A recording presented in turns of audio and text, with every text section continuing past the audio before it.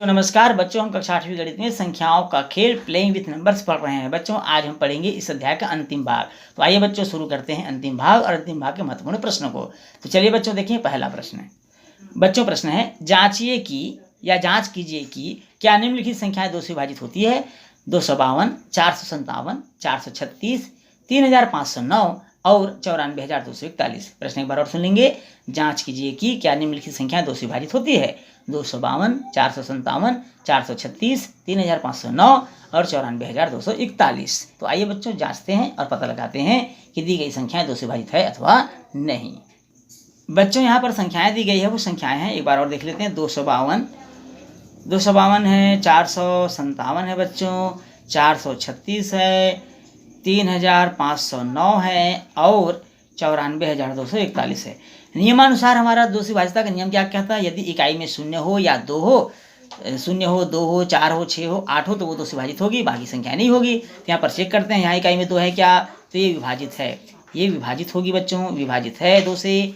यहाँ 7 है, विभाजित नहीं है, ये विभाजित नहीं है बच्चों। यहाँ पर हम लिख देंगे विभाजित नहीं है, विभाजित नहीं है, विभाजित नहीं है। इसी प्रकार यहाँ पर 6 है तो यहाँ आ जाएगा विभाजित है। और यहाँ पर देखेंगे 9 है, विभाजित नहीं है। बहुत सिंपल है बच्चों, आपको भाग देकर देखने की जरूरत नहीं है, केवल आपको मौखिक पता लगाना है। यहाँ पर इकाई में 1 है तो यह भी विभाजित नहीं है, क्योंकि 2 की विभाजितता के नियम में हमने पढ़ा है बच्चों। क्या देखा है 2 की विभाजितता के नियम में कि यदि इकाई में 0 हो, 2 हो, 6 हो, 4 हो, 8 हो तो ये संख्याएं 2 से विभाजित होती है, और बाकी संख्याएं अर्थात 1, 3, 5, 7, 9 आने पर वो 2 से विभाजित नहीं होती। अब आइए बच्चों देखते हैं अगला प्रश्न है। बच्चों अगला प्रश्न है, 3 से विभाजितता की जांच कीजिए। पहला दिया 324, 2500, 20,325, 83,812 और 24,033। एक बार और प्रश्न देख लीजिए बच्चों। 3 से विभाजितता की जांच कीजिए। 324, 2500, 20,325, 83,812 और 24,033। जैसा कि हम जानते हैं बच्चों, 3 से विभाजितता के लिए हमको बीजांग निकालना होता है। जैसे पहला इसमें दिया हुआ है 324, तो 324 को हम क्या करेंगे, बीजांग निकालेंगे। 3 धन 2 धन 4 सभी अंकों को जोड़ देंगे। अब इसे जोड़ने पर हमको मिलेगा 3, 2, 5, 4, 9। 9 3 के गुणज में आता है, 3 का गुणज है, इसलिए ये जो दी गई संख्या बच्चों ये 3 से विभाजित होगी अर्थात विभाज्य है।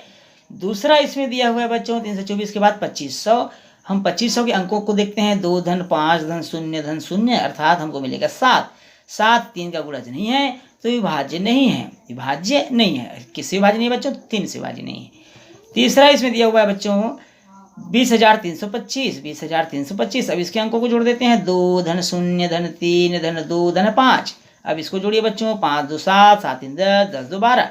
12 में 1 और 2 को फिर जोड़ दीजिए। 1 धन 2 बराबर 3। 3 अर्थात ये विभाजित होगी, विभाज्य है, क्योंकि 3 का गुणज है बच्चों, ये विभाज्य है।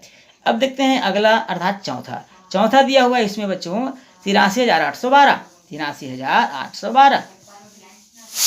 अब यहाँ पर देखेंगे बच्चों 83,812 में 8 धन 3 धन 8 धन 1 धन 2 सबको जोड़िए बच्चों। 2 1 3, 3 और 8 11, 11 3 14, 14 8, 14 और 8 कितना होता है बच्चों? 22। 22 में फिर 2 और 2 को जोड़ दीजिए। 2 धन 2 4, 4 3 का गुणज नहीं है, इसलिए हम यहाँ लिखेंगे विभाजित नहीं होती अर्थात विभाज्य नहीं है। इसी प्रकार बच्चों अगला संख्या देखते हैं। अगला इसमें दिया हुआ है बच्चों पांचवा और आखिरी 24,033। क्या दिया है बच्चों? 24,033 अर्थात 2 धन 4 धन 0 धन 3 धन 3 सबको जोड़िए बच्चों। 4 2 6, 6 3 9, 9 3 12। 12 अर्थात 1 और 2 को फिर जोड़ दीजिए। 3 प्राप्त हो रहा है। 3 का मतलब 3 का गुणज है, इसलिए ये दी गई जो संख्या है वो 3 से विभाजित होगी अर्थात विभाज्य है। तो इस तरह से बच्चों हम बीजांग निकाल करके या उनके दिए गए संख्या के अंकों को जोड़ करके हम पता लगा सकते हैं कि दी गई संख्या विभाजित है अथवा नहीं। अब आइए बच्चों देखते हैं अगला प्रश्न। प्रश्न है बच्चों, कौन कौन सी संख्याएं 5 से विभाजित होती है? पहला है 932, 815, 6,570, 45,864, 77,129। एक बार और सुन लीजिए बच्चों, कौन कौन सी संख्याएं 5 से विभाजित होती है? 932, 815, 6,570, 45,864 और 77,129। आइए बच्चों पता लगाएं कि कौन कौन सी संख्याएं 5 से विभाजित होती है अथवा नहीं। बच्चों यहाँ पर जो संख्याएं दी गई वो कौन कौन सी संख्याएं एक बार और देख लेते हैं। वो संख्याएं हैं 932 के बाद दिया हुआ है 815 के बाद दिया हुआ है 6,570, फिर दिया हुआ बच्चों 45,864 और एक और संख्या दिया हुआ है वो है 77,129।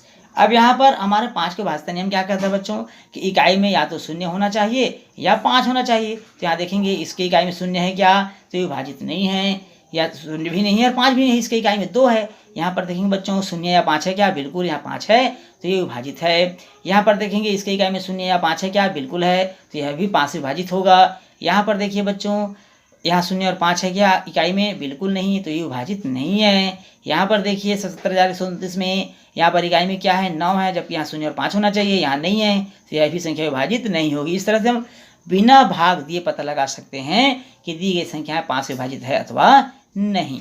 चलिए बच्चों देखें अगला प्रश्न। अगला प्रश्न है बच्चों कि दी गई कौन कौन सी संख्याएं 7 से विभाजित होती है। ध्यान से सुनिए, दी गई कौन कौन सी संख्याएं 7 से विभाजित होती है। पहला है बच्चों इसमें 560, दूसरा है 791, तीसरा है 5,623, चौथा है बच्चों 7,007 7007। एक बार और सुन लीजिए बच्चों, दी गई कौन कौन सी संख्याएं 7 से विभाजित होती है। पहला 560, दूसरा 791, तीसरा है 5,623 और चौथा है बच्चों 7,007। तो चलिए पता लगाएं कि दी गई संख्या 7 से विभाजित है अथवा नहीं। बच्चों 7 की विभाज्यता नियम में हमने देखा था, नियम में हमने पढ़ा था कि इकाई के अंक का दुगुना करना है और बाकी अंकों से घटा देना है। तो यहाँ पर 560 में देखेंगे शून्य ही इकाई में, इसका दुगुना तो शून्य ही होगा। 56 से घटाने पर हमको 56 ही प्राप्त होगा और 56 7 का गुणज है, अतः यह 7 से विभाजित होगी। ये बहुत सिंपल है बच्चों, ये 7 से विभाजित है। इसी प्रकार जब देखते हैं हम दूसरा सवाल, इसमें दिया हुआ है 791। 791 अब इकाई में क्या है बच्चों 1, तो इसका दुगुना कितना हो जाएगा, इसका दुगुना 2 होगा। बाकी बची संख्या कितना है 79। 79 में इस 2 को घटा दीजिए बच्चों और 2 को घटाने से हमको मिलेगा 77। कितना मिलेगा 77, जो 7 का गुणज है, अतः लिखेंगे विभाजित है, अतः लिखेंगे हम यह विभाजित है। तो इस तरह से हम पता लगा सकते हैं। देखते हैं तीसरा दिया हुआ है बच्चों यहाँ पर 5,623। अब यहाँ 5,623 में देखेंगे इकाई में क्या लिखा है 3, इसका दुगुना हो जाएगा 3 दूनी 6। अब ये 3 दूनी 6 को बची हुई संख्या 562 में घटा देंगे। 562 में 6 को घटाइए बच्चों, कितना प्राप्त हो जाएगा 562 में 12 में से 6 गया 6 और इधर बच जाएगा 5, तो ये बच जाएगा बच्चों 556। तो ये बच जाएगा बच्चों 556। अब ये 556 में फिर इकाई में देखेंगे क्या है 6, तो 6 का फिर दुगुना हो जाएगा बच्चों, 6 दूनी 12 होता है। बची हुई संख्या 55 है, 55 में आप 12 घटा दीजिए और 55 में 12 घटाने से मिलेगा 43। 43 7 का गुणज नहीं है, तो विभाजित नहीं होगी, 7 से विभाजित नहीं है। तो इस तरह से हम पता लगा सकते हैं बच्चों, विभाजित नहीं है लिख देंगे यहाँ पर, विभाजित नहीं है। इसके बाद देखते हैं चौथा प्रश्न में 7,007 दिया हुआ है। क्या दिया हुआ 7,007। अब 7,007 में अब देखेंगे 7,007 में इकाई संख्या 7 है, इसका दुगुना तो 7 दूनी हो जाएगा 14, बचा कितना बच्चों 700। अब इस 700 में 14 को घटा दीजिए, 14 को घटाने से 700 में कितना बचेगा बच्चों 686 बचेगा। कितना बचेगा 686। अब 686 में इकाई अंक क्या है 6, तो 6 का दुगुना कितना हो जाएगा 6 दूनी 12। कितना हो जाएगा 6 दूनी 12। बची हुई संख्या कितना है बच्चों 68, तो इस 68 में आप 12 को घटा दीजिए। 68 में 12 घटाने से हमको 56 मिलता है और 56 7 के टेबल में आता है 7 8 56। तो ये दी गई जो संख्या है 7,007 7 से विभाजित होगी, 7 से विभाजित होगी। तो इस तरह से आप 7 से विभाजितता के नियम की भी जांच बड़ी आसानी से कर सकते हैं, बिना भाग दिए पता लगा सकते हैं कि दी गई संख्या 7 से विभाजित होगी अथवा नहीं। तो इस तरह से बच्चों हमने इस अध्याय में क्या सीखा। इस अध्याय में हमने सीखा कि 2 पूर्ण संख्याओं का योगफल 1 पूर्ण संख्या होती है। हमने यह भी जाना कि 2 पूर्ण संख्याओं का योग एवं उनका क्रम बदलकर योग करने पर योगफल समान रहता है। हमने यह भी देखा इस अध्याय में बच्चों कि किसी पूर्ण संख्या में शून्य जोड़ने या शून्य में कोई पूर्ण संख्या जोड़ने पर मान पूर्ण संख्या ही रहेगा। हमने यह भी सीखा इस पाठ में, इस अध्याय में, यदि a, b और c 3 पूर्ण संख्याएं हैं तो a धन b धन c बराबर a धन b धन c होगा। इसी प्रकार हमने यह भी जाना बच्चों कि 2 पूर्ण संख्याएं a और b हो तो a b से बड़ा है या बराबर है। इस स्थिति में घटाने पर एक पूर्ण संख्या ही प्राप्त होगी। हमने यह भी जाना बच्चों यदि a कोई पूर्ण संख्या हो तो a में शून्य घटाने से a ही प्राप्त होगा। यदि a कोई पूर्ण संख्या हो और a में a को घटा दे तो हमको शून्य प्राप्त होगा। अर्थात हमने यह भी जाना इस अध्याय में कि 2 पूर्ण संख्याओं का गुणनफल भी एक पूर्ण संख्या होगी। जैसे a गुणित b बराबर c है, यदि a और b 2 पूर्ण संख्या है तो उनका गुणनफल c भी एक पूर्ण संख्या होगी। और हमने यह भी देखा इस प्रश्नावली में, इस अध्याय में बच्चों कि 2 पूर्ण संख्याओं का गुणनफल एवं उनका क्रम बदलकर पूरा करने पर गुणनफल समान ही रहेगा। अर्थात a गुणित b है और b गुणित a है तो उनके जो आंसर होंगे, उनके जो मान होंगे वो अपरिवर्तित रहेंगे। अर्थात a गुणित b बराबर जितना प्राप्त होगा उतना ही बी गुणित ए बराबर भी हमको प्राप्त होगा। बच्चों इसके साथ ही आज का क्लास हमारा यहीं समाप्त होता है। बच्चों इस क्लास के साथ ही यह अध्याय भी हमारा समाप्त हो जाता है। बच्चों यदि वीडियो अच्छा लगे तो वीडियो को लाइक और शेयर करिएगा। यदि आप चैनल में नए हैं बच्चों तो चैनल को सब्सक्राइब करना बिल्कुल नहीं भूलिएगा। तो बच्चों आपसे फिर मुलाकात होगी अगले क्लास में नए अध्याय के साथ, नए प्रश्नों के साथ। तब तक के लिए नमस्कार।